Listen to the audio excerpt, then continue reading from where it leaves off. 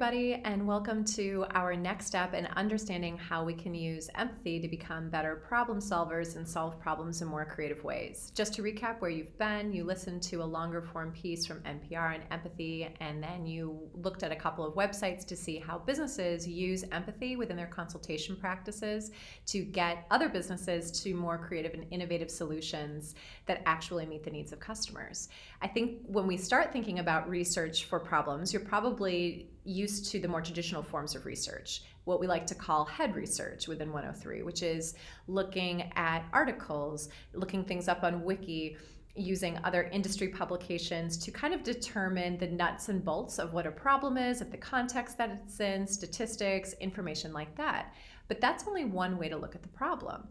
What if you also learned how to solve problems in ways that actually helped the people who face the problems? And this is what we call in 103 heart research, where we take the steps that we need to take to really put ourselves in the minds and hearts and belief systems of the people who are facing the problem so that we can solve the problem from their perspective.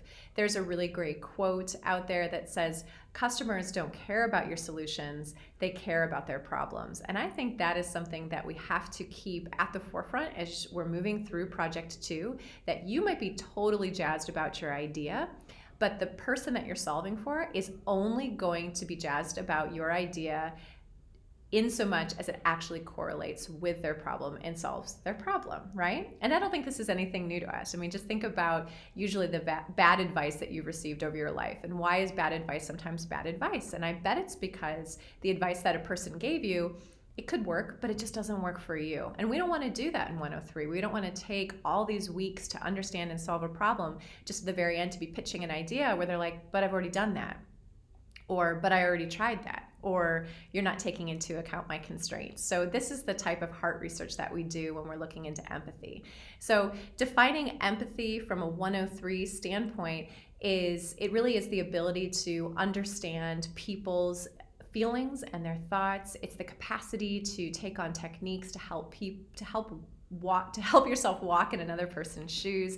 And it really is allowing what comes into your head to impact your heart and your gut. And so you have to be willing in your empathy research to go out into the world and look at people with all of your senses firing. Because here's the kick, and this is interesting about empathy. Not a lot of what a person says actually shows what they feel. The most of what we can actually tell about a person of what they're feeling is by their body language and then by their tone of voice. Only 7% is by what they say. So to do really good heart research for our 103 projects, we're going to have to start to go out in the world and really observing with all of us. So the next question you might be asking is, okay, well, now that I know what empathy is, and now that I know that it's in this area called heart research that you're learning about, what is the goal of empathy research? There's 3 goals for you to think about. First, it's getting to a person's beliefs and motivations. This means that sometimes we actually have to get beyond what they're actually saying and the needs that are on the surface to the actual needs that are below the surface. It's also to really start to understand the needs and experiences and desires of the customers we're solving for, but really it's also going out there and hearing from people. So this is where things might get a little murky for you because you're like, great, I'll go out, I'll get information from people, I'll send out a survey. Well, a survey that you send out through SurveyMonkey or through MailChimp isn't going to cut it, right? Just filling in those bubbles, that's not going to get at somebody's beliefs. Any form of data gathering like that isn't going to get to those deeper level desires and motivations of people. Even traditional interviews that you have used in the past, perhaps maybe for a journalism class or to speak with someone, to write a story about them, that isn't going to work for you in your empathy research because they're so typical. It's so who, what, where, when, why, they're rushed. And the last time I checked, most people don't hand over what really keeps them up at night, what they're really worrying about in 3 minutes or on a survey. So you need to go deeper than that for your empathy research. In 103, we encourage you to do empathy research within 3 ways to solve your problems. The first is observation. So just going into a world and observing how people operate within the environments that you're researching.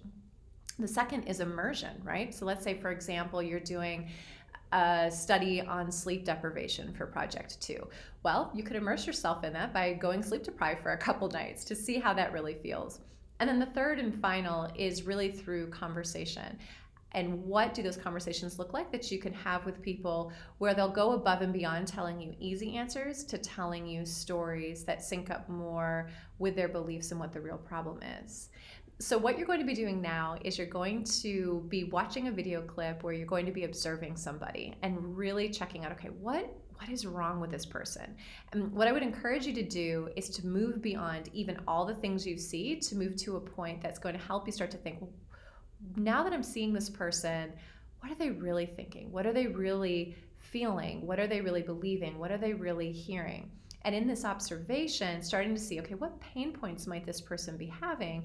And how could I see those pain points as an opportunity to solve problems for business purposes?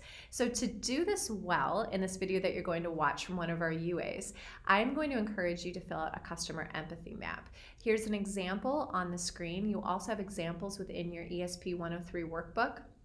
I encourage you to look at this map and use it in this 2-minute video to chart out 4 different categories. What is this person thinking and feeling as you're observing them? Like, what do you think they're thinking and feeling?